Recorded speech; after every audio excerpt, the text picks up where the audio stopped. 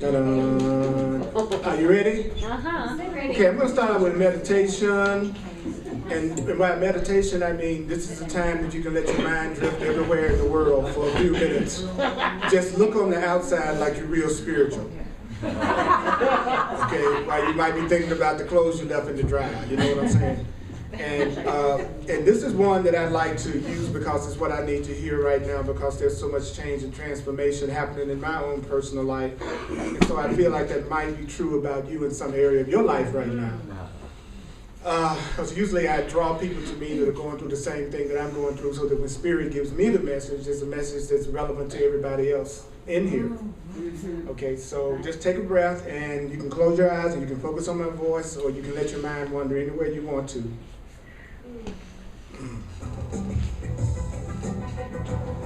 And the thought that I want to focus on for about however long I focus on it is, there is nothing to fear. Yeah. Let yourself hear that. I don't mind doing the talking for you. There is nothing to fear. You know what I'm talking about? There is nothing to fear. You know the situation. There is nothing to fear. You know what I'm talking about? There is nothing to fear. There is nothing to fear. There is nothing to fear. There is nothing to fear. There is nothing to fear. There is nothing to fear. There's nothing to be afraid of. This idea just states a fact, but it's not a fact to those who believe in illusions. If you believe in your illusions, if you believe in the thing that's got you upset right now, I know it looks like it's not true to say there is nothing to be afraid of. But false ideas are not facts. Fears are not facts. False ideas are not facts. Fears are not facts. False ideas are not facts. Fears are not facts. So I'm going to remind you, in truth, in truth, in truth, in truth, there is nothing to fear. It's very easy to recognize that there is nothing to fear. It's very easy to recognize that there is nothing to be afraid of. There is nothing to be afraid of. There is nothing to be afraid of. But it's very difficult to recognize that there's nothing to be afraid of for those who want their fears to be true. It is very difficult to recognize that there's nothing to be afraid of for those who want their fears to be true. It's very difficult to recognize that there's nothing to be afraid of if you want your fears to be true. There is nothing to fear. This practice period will be very short, very simple, and very frequent. You should tell yourself this all week, all day. Very short, very simple, and very frequent. You want to tell yourself, there is nothing to fear. There is nothing to fear. There is nothing to fear. There is nothing to fear. There is nothing to fear. Repeat this idea as often as possible. Repeat this idea as often as possible. Repeat this idea as often as possible. Repeat this idea as often as possible. You can use it with your eyes open. You can use it with your eyes closed. You can use it in any situation. I feel afraid. I need to tell myself there is nothing to fear. There is nothing to fear. You don't have to believe it. You don't have to accept it. You don't have to believe it. You don't have to accept it. You don't have to believe it. You don't have to accept it. You don't have to believe it. You don't have to accept it. You don't have to accept that there's nothing to be afraid of. You don't have to believe there's nothing to be afraid of. You just want to say it as a symbol of your willingness to be healed by God. You want to say it.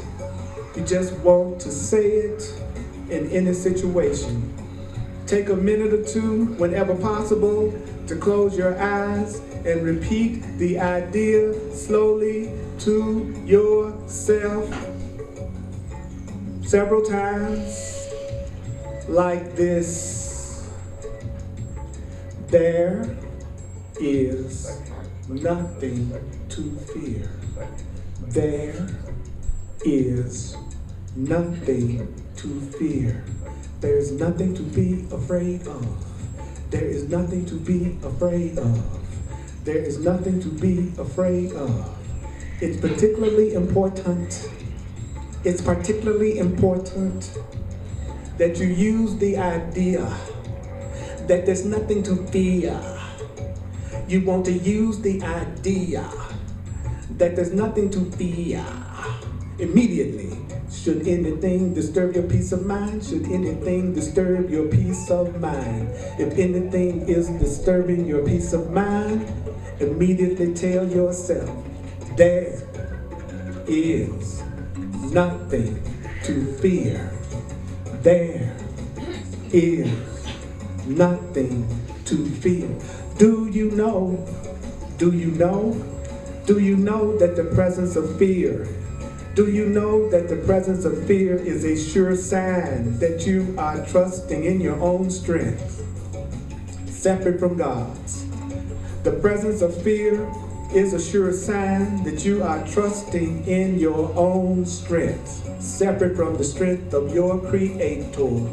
If you feel fear, it's a sure sign that you are trusting in your own strength. Are you trusting in your own strength apart from God? Are you trusting in your own strength apart from God? Are you trusting in your own strength apart from the Creator? Are you on your own? Do you think you're on your own? Do you think you are handling it on your own? Do you believe you are doing this on your own?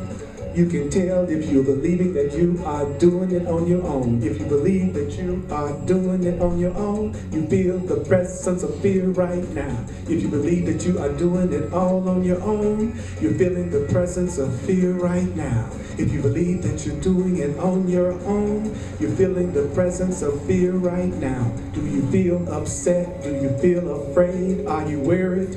Are you concerned about something in your life right now, some situation in your life right now? Are you feeling some worry, some upset, some fear? Then it means you are depending on your own strength. Separate from spirit, you are depending on your own strength.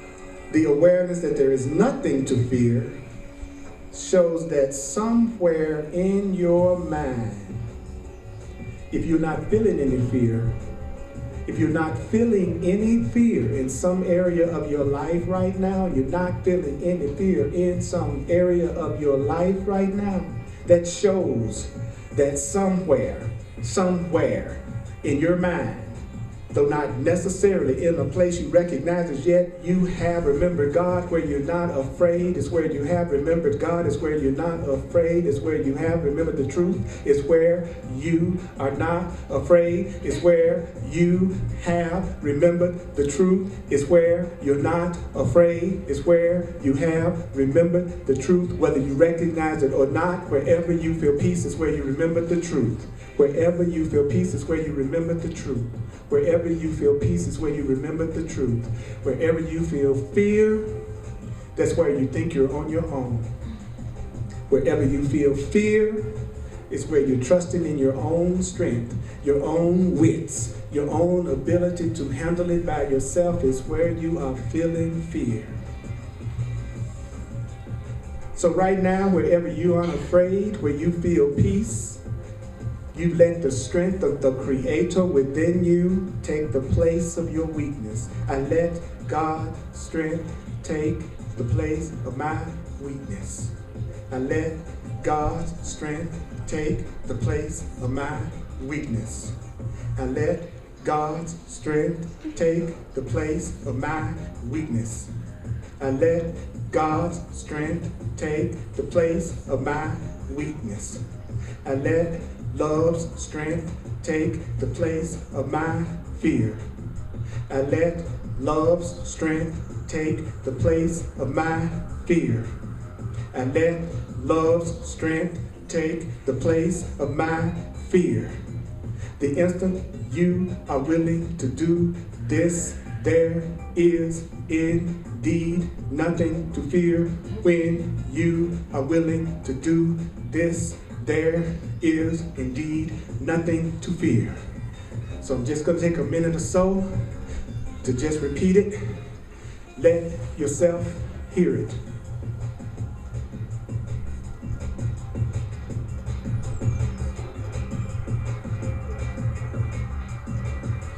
There is nothing to fear. There is nothing to fear. There is nothing to fear. There is nothing to fear. There is nothing to fear. There is nothing to fear. Do you hear you, Raj? There is nothing to fear. Say it with me now. There is nothing to fear. You know the situation. There is nothing to fear. You know the situation now. There is nothing to fear. You know the circumstance I'm talking about. There is nothing to fear. No matter what you're telling yourself, there is nothing to fear. No matter how you feel about it, there is nothing to fear.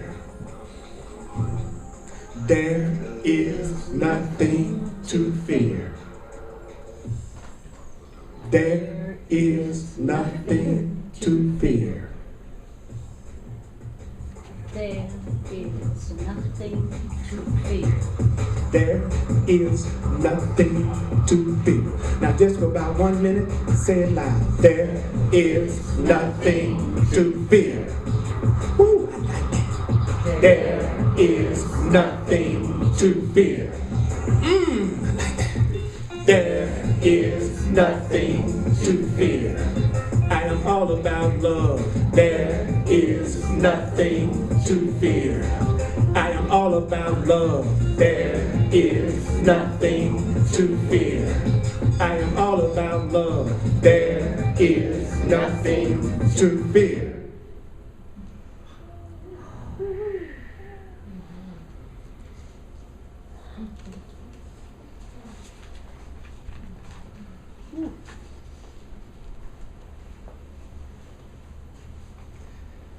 How should a teacher of love spend their day? I'm going to finish that section.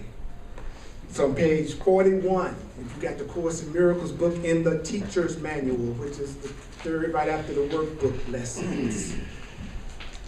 I really, really, really, really appreciate you. I want you to hear that. I really, really, really appreciate you. I appreciate you. Mercy. I'm going to start with paragraph 6. I'm going to read the paragraph right quick, and then we're going to get what the message is out of that paragraph, and then we're going to go to the next one.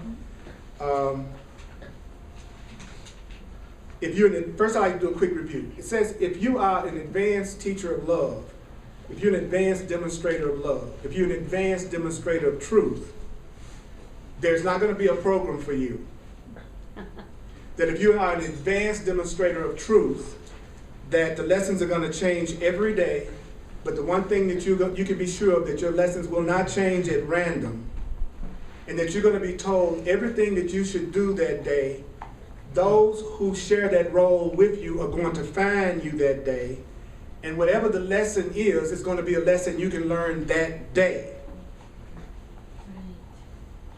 If you're an advanced teacher of God, you know that nobody's absent from your day that you need, and anybody that is absent from that day, you don't need them that day. So no advanced teacher of love is longing for someone that's not there. No one that's awake is ever longing for anything or anyone that's not there. Because an advanced demonstrator of the truth, teacher, demonstrator, knows that whatever they need to learn that day, the people that they need to learn it with that day are going to be sent to them that day so that they can learn the lessons together that very day. And then that teacher keeps in constant contact with their higher self all day so that they can see the road stretch smoothly before them. Yeah. Now, if you're not at that level of consciousness yet, then you need some general rules about how to spend your day, and then understand that routines as such are dangerous. The reason why routines can be dangerous is that the routine can become more important than the thing you set the routine up, and before you know it, you're just doing it because you've already done it, and you don't even know why you're doing it anymore. And you're not really feeling excited about what you're doing because you're just in the routine of it. So a routine can become a goal in its own right. So what's the most important thing you should do if you're not an advanced demonstrator of the truth yet? You begin by starting the day right. And if you do start the day right, it saves you time, because that's the advantage of starting it out right in the first place, is that you're going to save time because you won't have to do it again. The Course in Miracles says that most people wake up with the goal in the morning of being right, even if they're wrong. So most people get up in the morning going, I want to be right about what I think this day is supposed to be and what it's supposed to mean for me and what's supposed to happen the way I want it to happen, and I want to be right even if I'm wrong. And so the Course then says, when you wake up in the morning, think of in terms of time, and that in the beginning you want to save time, but that won't always be your biggest emphasis. So you just want to use time for the purpose of starting the day right, which is starting the day consciously. And then how much time should you spend doing that? That depends on you. And you can, in the Course says, we shouldn't call ourselves a teacher of God or a demonstrator of the truth until we've at least completed a curriculum. And in this case, it's the Course in Miracles workbook. In some other teaching, it might be some other curriculum they're giving you in that teaching. But to say that I am an advanced teacher of love, but I haven't taken anything that I've given any attention or study to, I have no spiritual path, I have no personal growth material that I'm working on other than my ability to figure it out on my own, is not the curriculum we're talking about. Our curriculum is the curriculum for a person who knows that they don't know everything and they're willing to go outside of their own mind, in a sense, to get some wisdom greater than their own and apply it.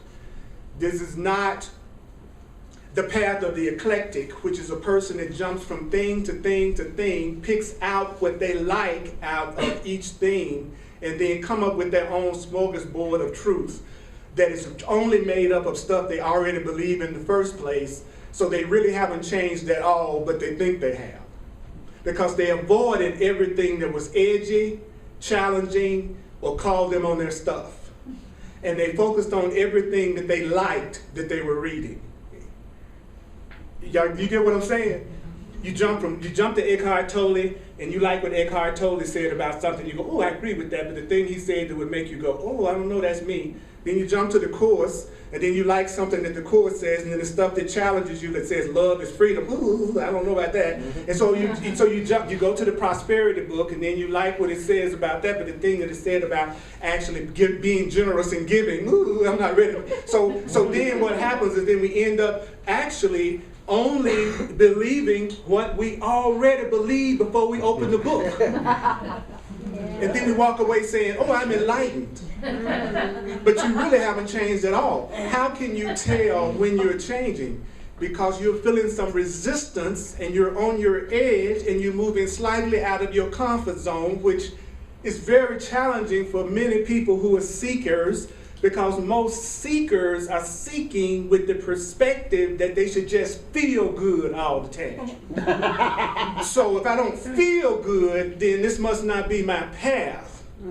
So for a person who thinks they are just a body trying to make it, the body's comfort is their guiding rule. They're just doing everything because they just want to feel good. A person who wants to spiritually evolve is a person that's willing to go past their comfort zone to stretch into a way of thinking that's beyond the way that they normally think, and a way of expressing themselves that's different from the way that they normally express themselves, so therefore they will encounter some disorientation and some confusion and some resistance. And if you're not experiencing any of that, you're not changing. Just because you feel good don't mean you're enlightened. It just means you're where you always have been. Question. I know that's a good one. That brings up good resistance. Okay, yes. But. In other words, to hell with everything you just said. And okay. It's a suggestion, say. And it's been my understanding since I've been coming to Course in Miracles that really the ultimate goal is to have a peaceful mind. Right. And so that is feeling, to me, that is feeling better than or feeling good, as opposed to the way I've often felt. Actually, true peace of mind is feeling okay about whatever you feel. Mm-hmm. True peace of mind, in my understanding of it, is not meaning that in every second I will feel good. It means that I will have a perception of my reality that is not disturbing my being, which is different from me feeling good. Okay. Okay. So that's a very, I love the questions, because whatever comes up is what many people are probably thinking. Mm-hmm. Okay. I have a question too. There's a difference. Okay, great. There's a difference between peace and your body having a sensation of pleasure. Oh, yeah. There's a difference between pleasure and peace. Pleasure is temporary joy. True peace is constant and is unlike anything you've ever experienced and far beyond. The way you can tell the peace of God according to Course is the first thing you'll say is, this is something unlike anything I have ever experienced before, and there's nothing in the past that this remotely relates to. So unless I'm having that kind of experience, I'm not truly moving toward the peace that this book is talking about. What we call peace is usually the day going the way we think the script we made up for that day is happening the way we think we want it to happen. Mm-hmm. And we call that peace. But it's really called control. I'm not trying to be in control of everything, and I'm expecting everyone to do it the way that makes me feel good, and my anger is coming from them not doing it the way I think they should. And so the ego's idea of peace is controlling everyone around them for its own purposes. And the person they like the most is the person who seems to do that the best. Who I can control the best is the person I love the most. Who wants to please me, even at the point that they're sacrificing their own happiness for me, is the person who loves me and who's the most unselfish. Mm-hmm. Even though I don't get that it's totally selfish for me to expect them to do that, because it's all about my happiness and not about theirs. It's about mine. So on the way to peace, you're going to have disorientation and confusion as you let go of one way of thinking and begin to embrace a new way of thinking, but you haven't completely embraced the new way of thinking yet.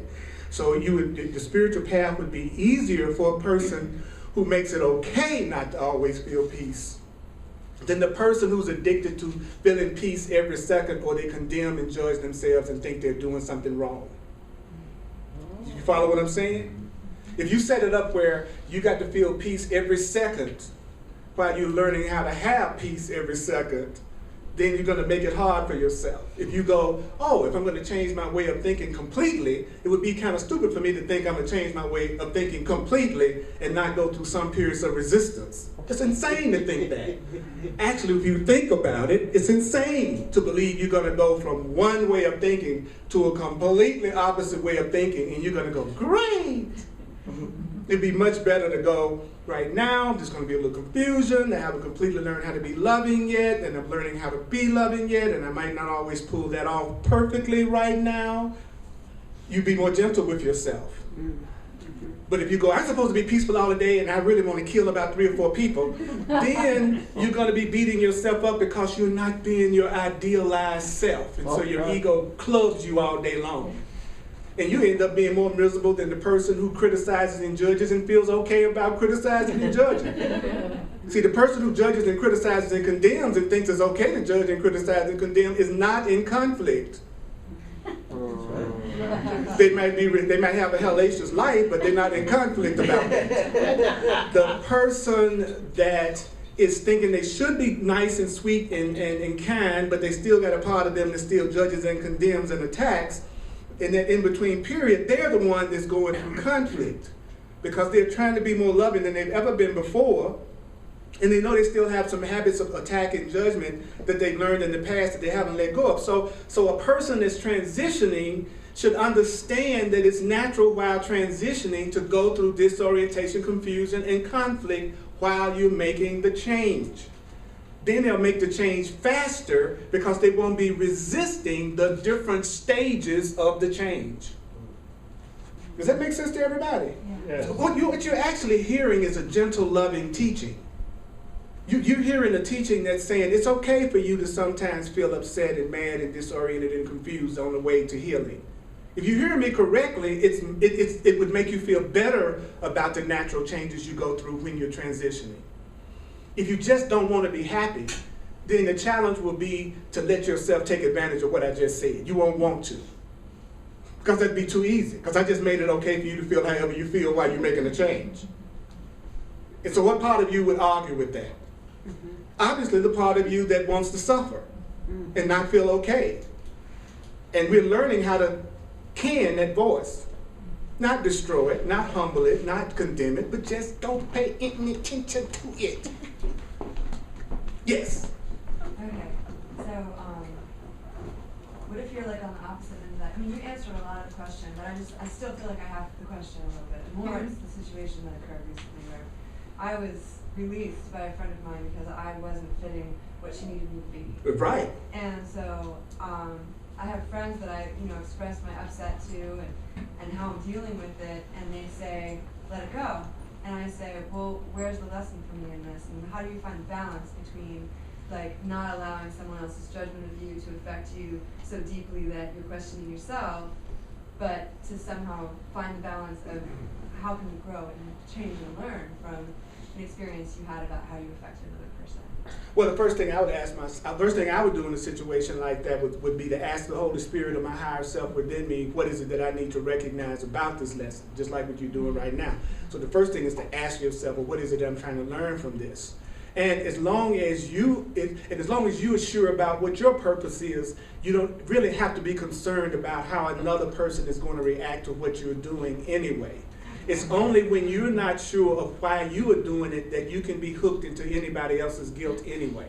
Like if you knew for sure that in your heart all you wanted for you and for her is peace, and you're choosing what's going to give you the most peace because you can't give what you don't have, then you are learning how to honor your own feelings and get in touch with it's okay for you to choose in something, choose out of something. All that really matters, the Course says, is what is it for and why did you do it? And so if the reason why you were doing that in your mind feels like a peaceful reason in your mind and heart, then the way the other person responds to what you're doing is not your responsibility at all. But the part of it where it is my lack of peace that causes me to maybe be a certain way that then her, like, is affecting her, then that's the part that No, you're not affecting her. She is affecting herself Right. by what you have done. So you are never impacting anyone else. Everybody is giving the meaning to everything that everybody else does. So however she felt was not your responsibility. It was her responsibility because she was the one that was interpreting what you were doing in such a way that it affected her the way that she is affected. Your lesson is to remember that's true. Right? You see, right, that's your lesson. Your lesson is to remember that if your heart is pure and you know where you're coming from and you're satisfied with your purpose and that you know your purpose is ultimately peace, you can't be responsible for how somebody else reacts to that because they're the one that's giving what you're saying all the meaning that it has for them. And whether they give it a meaning that makes them feel peaceful or they're giving it a meaning that upsets them actually depends on how much they want to suffer or not. Which is really deep if you think about what I'm saying. It's like they could respond to whatever you're doing in a way that either gives them peace or gives them conflict. So it really is dependent on what they want to feel, how they're going to interpret what you do. So if I want to punish myself, then when you do anything, I'm going to hurt my feelings through it. But I don't realize it has nothing to do with you. It has to do with me just wanting to punish myself and feel bad right now. So I'm taking what you're saying and I'm making myself feel bad about it. And because it's so crazy for me to make myself feel bad, that the part of the game is that I got to make it look like it's you the one that's doing it. That way I get a chance to punish myself and not feel insane. Because I'm the one that's punishing me, really. But I'm going to make it seem like it's you so that I can punish myself and still seem like I got some sense. Because it seems crazy for you to hurt your own self. So if you want to hurt yourself but you don't want to seem insane, you have to form a relationship with somebody that appears to hurt you so that you can suffer without feeling the guilt of you doing it to yourself. You get a chance to blame them for the guilt and you get a chance to suffer at the same time. It's a good plan for insanity. It's a perfect plan. Perfect plan. Okay, so I'm going to answer one more. Yeah. You're welcome. Okay, so then I'm feeling this disorientation and confusion because I'm trying to change the judgmental and the what the Course is doing. Right. It's the ego that's coming in there saying, see, it's not working. You're unhappy, da-da-da-da. You're trying to change, so that's just the ego trying to lock things out. Right. And for a great term for the ego is my past learning. The Course says the ego is basically the past learning that you have. So it makes perfect sense. If you build up an identity that's based on fear, guilt, separation, attack, and blame, broken into by periods in which you go hiking, then the new identity that you're allowing yourself to form, the old identity that you have is going to defend itself against the new identity that you have. And the easiest way for your old identity to fight your new identity that you're getting in touch with is simply to try to convince you that the attempt that you're making to make a change won't work. Wouldn't that be the simplest way to not change?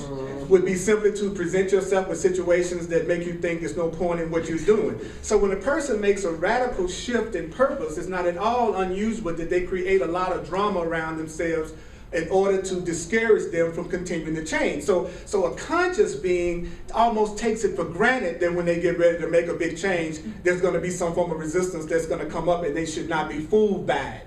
And how do I not be fooled by it? Well, the way I not be fooled by it is to know I really want the change. So therefore anything that's coming up is just a trick on my part to keep me from doing it. How do I know that? Because I want to change. But if I don't know if I want to change and the obstacles are coming up, then it's a possibility I don't want that change to begin with. You know what I'm saying? It's like your goal should pull you past the obstacles that come up, because the attraction of the thing that you want should be enough to pull you right past the resistance that's coming up. So if you get stopped as soon as you try to do something, that's really your way of knowing you really didn't want to do it in the first place. And not just your ego just trying to block you. If it's full of obstacles and blocks and you can't seem to do it, just admit to yourself it's a part of you that's afraid to have it, because you are an infinite being who creates through your thoughts, feelings, emotions, and beliefs. We are God-like beings having a human experience, and everything that happens to us is being created by our own consciousness. So we can have anything we want any way we want it. Now, if it's not what God wants us to have, or our creator, or our universal mind, or whatever name you need not to freak out, the way you can tell is, it's going to happen. Because there's nothing that an infinite being could really want to happen that wouldn't happen. And if it is something that's not really for your own best interest, this is the coolest thing about it. Anything that's not really real and for your own best interest is built in that it's going to be temporary. Anything that's not real will not last. The universe loves us so much that even when we come up with a fantasy, we can have it, but it just won't last. So then there's no sacrifice. You can have the fantasy and you can have the reality. The reality, you can count on it. It's going to always be there. It's just going to get stronger, bigger, wider, bigger, stronger, bigger, wider, bigger. If it's a fantasy, something that's not based on the truth, you're going to have it for a little while. So even if it's the worst thing in the world, you can't go through it forever. You'll die first before you go through it forever. You'll drop your physical body before you go through it. There's no way you can have anything that's painful forever. There's a certain point I've heard when people go through excruciatingly painful experiences that they just black out. It's not even set up that you can stay in pain consciously. If something was crushing you, you black out. And that shows you that something, whatever's behind this, must be based on love. That even to the point that it is painful, you'll lose consciousness before you just suffer over and over and over again. Love is the basis for the reality that we're living in. Isn't that great? Yeah. That something loves us so much that if we came up with something that wasn't good for us, we could only have it a little while. And that explains a lot of my love life. All of a sudden, I totally understand my love life. I just needed that for a little while. Yeah. And it was good, too. Y'all know what I'm saying? Are you with me? Holy Spirit. All right, I'm going to go a little bit further now. Thank you for asking those questions, because the things you ask are what many people are wondering, but they're not asking. You see, hold up just a second.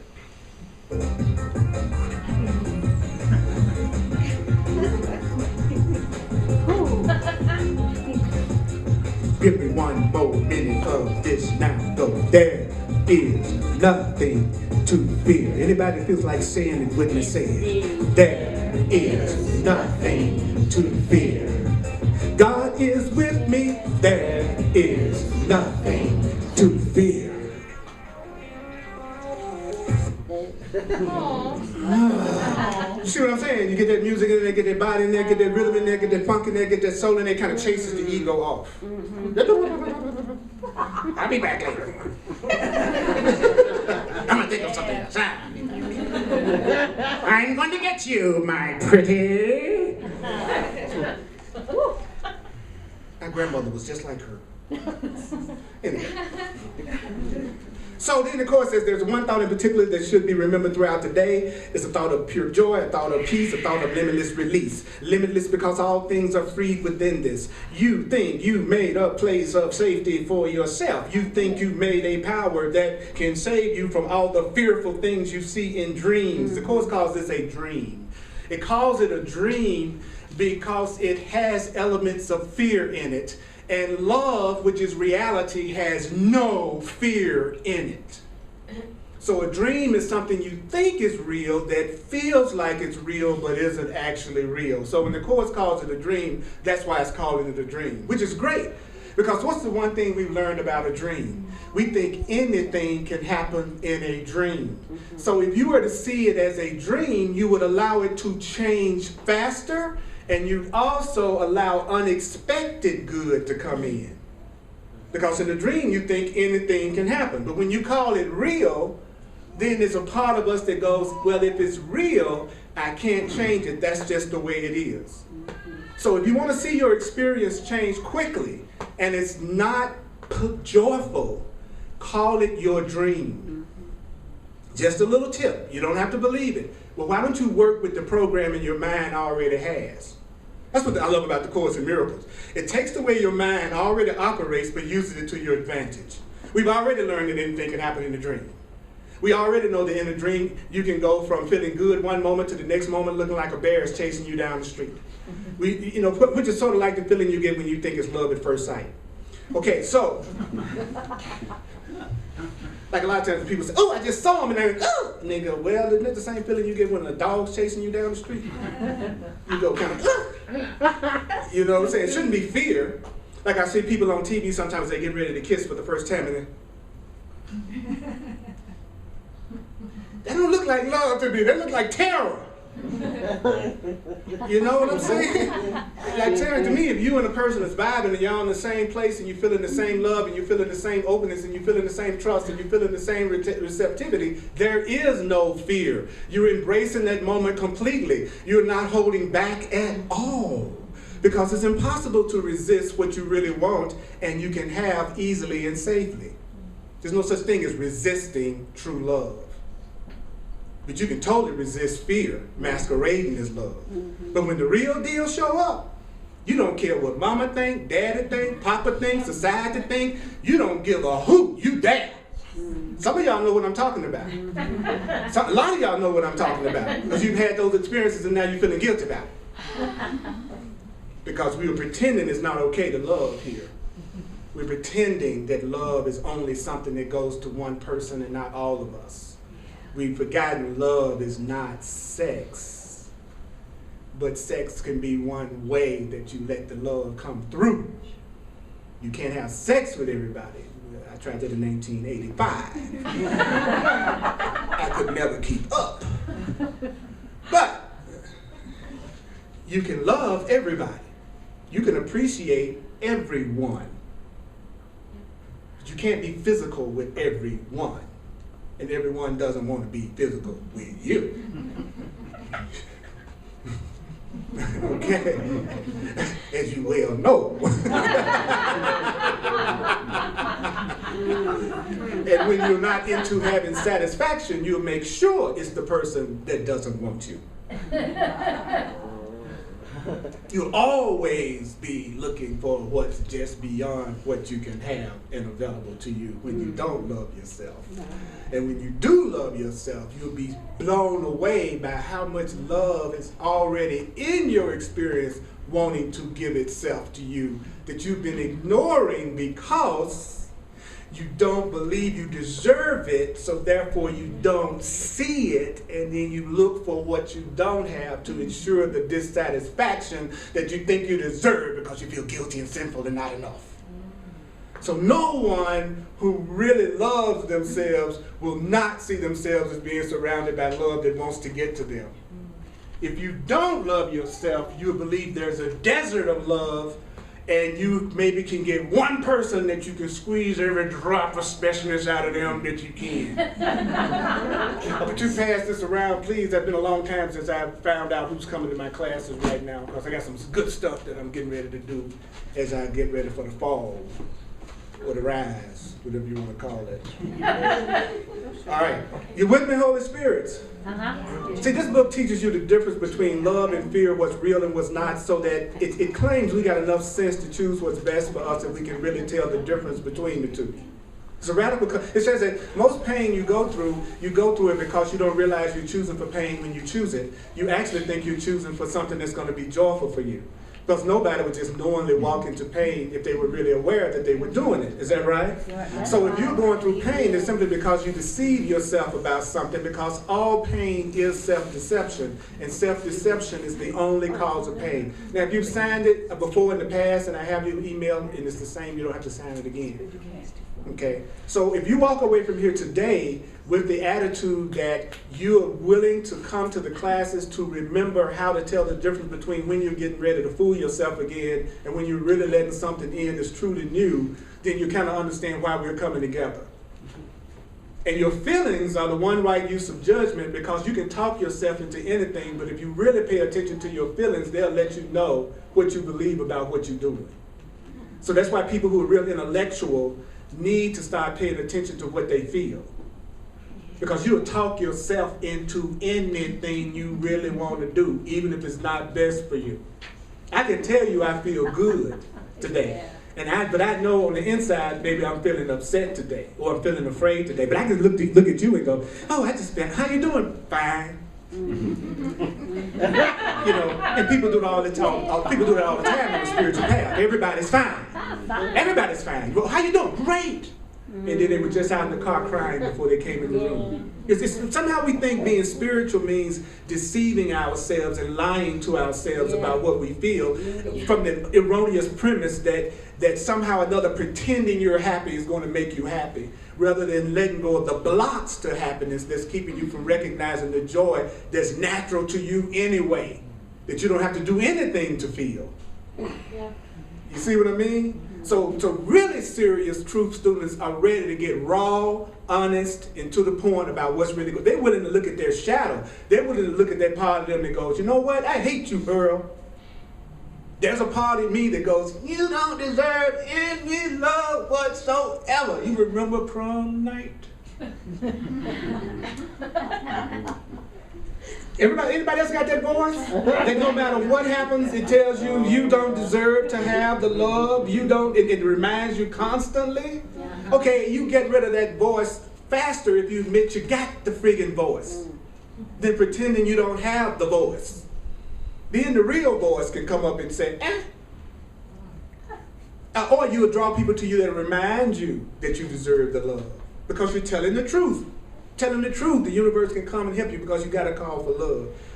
So the Course, it says that, what you're giving up is merely the illusion of protecting illusions. And it's your illusion of protecting illusions that you fear, and only this. And how foolish it is to be afraid of nothing at all. Your defenses will not work. Your plans will not work. But you're not in danger. You have no need of your defenses. The Course calls plans defenses. Plans are what people make when they don't believe God will take care of them.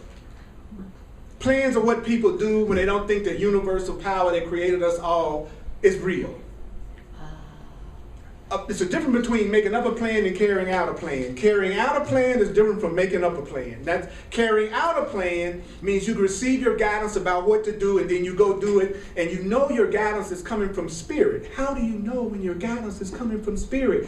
The Course in Miracles tells you exactly how to know if your guidance is coming from your inner spirit. Do you want to know? Yes. Do you want to know? Yeah. The way you can tell is that it's only going to ask you to do what you can do and what you're adequate to do now. It's not going to ask you to do something you can't do and don't want to do. It asks you to do what you can do now. Easy. Doesn't that sound easier? It'd be much easier for Spirit to say, Earl, today I want you to go to the Unity Temple, and I want you to sit down and I want you to do a Course in Miracles class at 1 to 2 o'clock, teaching something that you absolutely love to teach in front of people that you absolutely adore, and that's what I want you to do today. Can you do that? Then they say, Earl Purdy, today you need to make it to India. And then once you get to India, you got to go find this guru now, who you don't even know who it is. And along the way, try to feed people that you don't have anything to give them. It's really hot. Spirit is not going to require no intelligent being that is infinitely intelligent is going to ask somebody to do something they don't want to do if you want to get something done.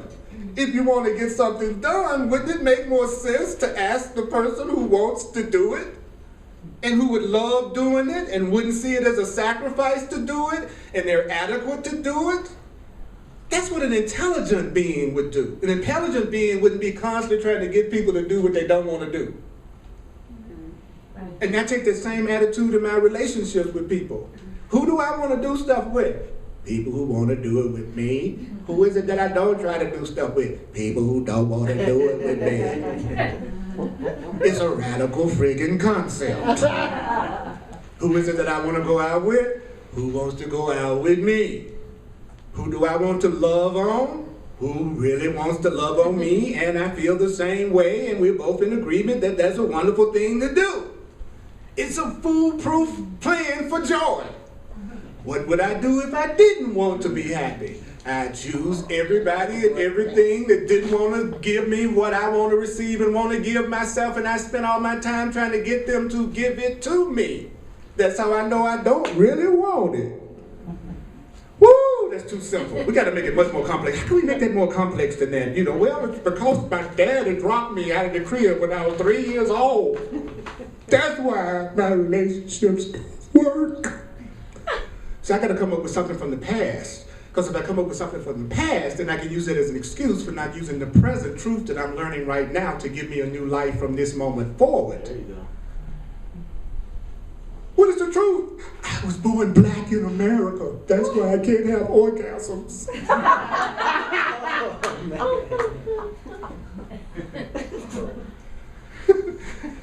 Why? Because I'm afraid to experience them. So I've got to come up with something. You see what I'm saying? The purpose of everything that we've gone through in the past was to bring us to the present moment. The purpose of the present moment is for us to get new ways of dealing with from this moment forward. If you're a person that's ready to be happy, you let go of what brought you to this point, you realize everything that you've heard today, and then you start using that from this moment forward to give yourself a new experience of the present. That's how easy it is. If I'm not ready to change yet, I'm going to say, yes, but. Yes, but no. You could use the truth you're hearing now. What truth I'm hearing now? Well, the truth you're hearing now that if you're afraid, you trust in your own strength. The truth that you're hearing now is that anybody that's absent from your life in this particular moment is somebody else somebody you don't need this moment. You could use the truth that you're learning now by getting up every morning and starting your day right by focusing on some level of spiritual truth for yourself to change your mind before you start the day. You could change your life by starting right from this moment forward, saying I'm responsible for the way that I'm feeling. Everything that I'm going through right now is what I'm choosing to feel right now, and I'm the one that's giving it all the meaning it has for me. I could, from this moment forward, say that I am no longer alone, that there's something greater than me that's with me, that can guide me, that I'm willing to learn how to listen to that voice and follow that voice because I'm not alone. I could go this moment saying anybody in my life that don't want me right now, then I need to realize that that rejection is protection and redirection. I'm being shown that I need to move in another direction right now because that which is mine and that which is for me gives itself freely, willingly, and is there and is available. See, I could use that approach from this moment forward instead of what I learned up until this moment if I was really sincere about having a brand new life this day, right now, no matter what. So why don't I do that? Because I don't think I deserve to have that happen right now, and I think I feel guilty and I need to be punished and I'm not worthwhile and I'm not valuable. And like I said, my daddy dropped me on the head out the crib. So that's why classes like this are a real challenge for people to come to on a regular basis because they call us on our stuff. And people don't like to be called on their stuff. You know, that's why I think sometimes my classes go through so many changes as far as how many people come and how many people don't, because they're confronted to that ego part of us that doesn't want to change and wants to blame. And there's no room for blame in this curriculum. There's no room for not taking any responsibility in this curriculum. It calls for you to understand that you can have it all. You deserve to have it all. And until you ask for it all, you're not asking for anything. See, a prayer for a little bit of it just gives you a what? A little bit of it, but since you already have a little bit of it, you're praying for nothing. So a conscious being never asks for a little bit. Oh, Lord, just give me enough just to make it through the end of the week and I'll be really glad. A conscious being is saying, I want it all. I deserve it all. Yeah. And the more I allow it into my life, the more I have to give. And the more I accept, the more it is for everyone. The Course in Miracles says, this is what you should be saying. The more I allow myself to receive, the more I ask for, the more it is for everyone else. The ego goes, well, how in the world could it be more for everyone else if I have it all? That's not the point. The point is to recognize that what's real is always available to everyone. What's real is always available to all. And if it's real, the more you give it, the more you have of it. Yeah, yeah. And what's not real, the more you give it, the more you think you're losing it. See, that's how you can tell the difference between it. So when you come in here, it's another opportunity for me to let as much love and appreciation as I can come through me to you, because it increases it in my own life. Yeah, yeah. My job is to be an observable form of love in your life as best I can, so that you can see a person that's trying to live this stuff, even if imperfectly at first, rather than being a theoretical thing. You see what I'm saying? That's our job. Our job is to be happy so that we can show other people who are parts of ourselves that it's possible to be happy here. And so a person who decides, I want to experience what true happiness is, that's the person that's obeying God's will. The one that goes, I deserve love, I want to give and receive love, I want to be a means for love to come into this experience and joy to come into this experience. The universe goes, right on, what can I do to help you out? Because these jokers need to know that love is possible, that there's nothing to fear, that God is real. You willing to be used for that, and you know sacrifice being required of you, because you'll never be asked to do anything other than fulfill your own function and that which really moves you, because that's your special way of doing it. You just need to know how to do it and the right way to see it and how to listen, so I can direct you to where that is. Are you willing to do that? Yes, yes I am. How can I show you I'm willing to do it, higher self? Say some stuff you don't really mean or understand. What do you mean? Just say, I am sustained by the love of God. Don't believe it, though. I'm nothing but love, but you don't necessarily have to believe it, though. You create your own reality, but you don't have to really believe it, though. Because I just told you, you don't have to believe it, you don't have to accept it, you don't have to welcome it, you just have to be willing to show some willingness to have it be true. And what's the best way you can show willingness to have it be true? Say it! Yeah, yeah, yeah. That's what I was told. Just freaking say it, dude. I'm not expecting you to believe that you are really always placing the future in the hands of God and that you really love everybody unconditionally. Just say, I am willing to let the blocks be removed to me being able to love everybody unconditionally. Yeah. That's too hard. I'd rather do a discipline that requires me to do 90 hours of meditation followed by standing on one toe after I go up a mountain holding a big gourd on my head. And people will do that so quickly.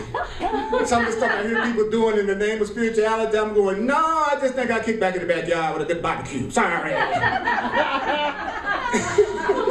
What you gonna do for your vacation? I'm going to rock climb. All right, that's great.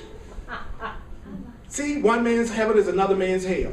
I remember that Twilight Zone. You remember that old TV show Twilight Zone? There was one episode where this guy that was a rocker woke up and he was in this room with this old couple that was watching the Ed Sullivan Show.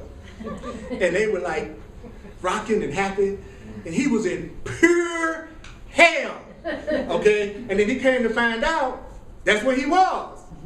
That was hell for him. And then he asked the other people where they were, and they said, we're in heaven. It's so personal in terms of how you let yourself experience it. Some people in this class, and they're in hell. They can't wait till they get the hell out of here. And then some people in this class that's going, I can't wait till the next time I see you do your thing, black man. Do it again. Do it again. So you're looking for the people in your life that look at you that way. That they're looking at you with love and appreciation and recognition, and you all want to remember the beauty that you are together. And that's the purpose of your relationship, is to remember the beauty and the oneness that you are together. Yeah. That's your goal. That's why you get together. That's the purpose of a relationship, is to remember together. Where some people get together in relationships so that they can forget together. That they actually felt better before they entered the relationship. They felt better about themselves before they ever met the joker. So they decided to feel bad, so they got the person who would make them feel like they're worthless. That's right. They were feeling pretty good till I met you. But you know you got this problem and that problem, and you need to change this about you, and you need to change that about you, and when you do that, Raj, then I will maybe give you some of my dysfunctional love. Y'all follow me? Yeah. So the people you attract are based on what you want to remember about yourself at the time. And the people you are attracted to are reflecting back to you what you want to learn about yourself right now. And they're only going to teach you two things. Something that makes you love yourself and recognize the love in yourself and the truth about yourself more, or they're going to be reflecting back to you at your request, reflecting back at you at your request, reflecting back at you at your request, the faults, the liabilities, and the lacks that you think you have about yourself. So you don't have to forgive them, you have to forgive yourself for thinking that you deserve that for yourself and you don't. Thank you, Holy Spirit, for listening to this much. But let yourself hear. Give it to you. Don't worry about giving it to me. Give it to you. You are awesome. Yeah. Okay. Now I'm going to do the financial expression of appreciation offering. And I really appreciate this as a full-time teacher. Thank you, Holy Spirit, for what you give me through the people that come into class to continue my ministry. Let me pass this around. Thank you. Every class that I do is on the internet, on YouTube, within 48 hours after I do it. So you can always go back and listen to it again. I have over 700 videos on YouTube. So if you want to remember, it's as easy as turning on your smartphone or turning on your computer, and then you can hear more reinforcement of the love and the power that you are. Because I make it a point to only talk in a way that's supportive and empowering to people. If you want to do a one-on-one session with me so I can take this truth and apply it to your own personal situation, and you're also open to Spirit using my knowledge of astrology and numerology also, which isn't a conflict with the course, because the course teaches that whatever skills you have learned can be used by Spirit to benefit others. No matter what that skill is, I'm available for that. Those of you on the internet, thank you so much for your support, and thank you so much for the comments and the emails and the things that I've been receiving, letting me know that you find what I'm doing benefits. Those of you who financially share with me, thank you so much. I eat like you do, and I also have rent, and I also have insurance and other things in the world that I'm glad that you allow God to use you to help me out with, because it's helping yourself.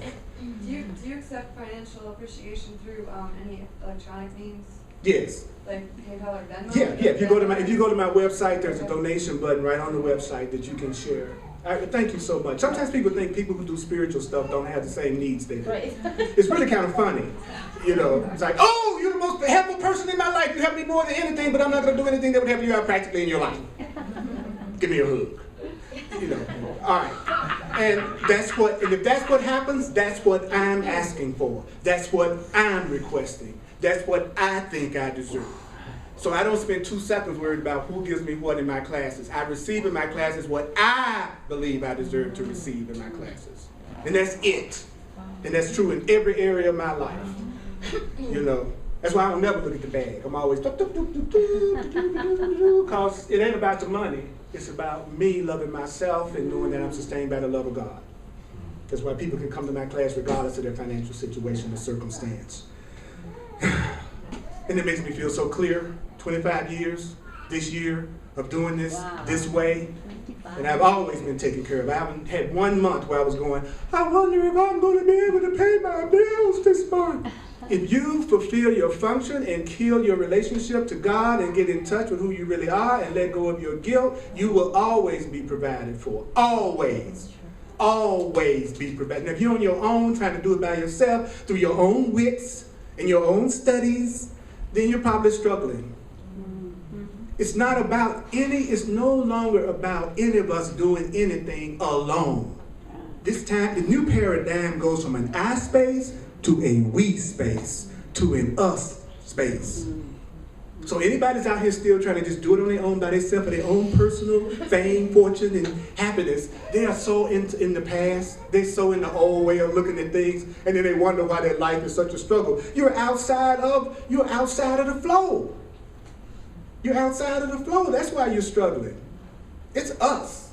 It's just one of us here. You know? So I'm going to do 1 minute of There's Nothing to Fear. Then we're going to go out in the lab.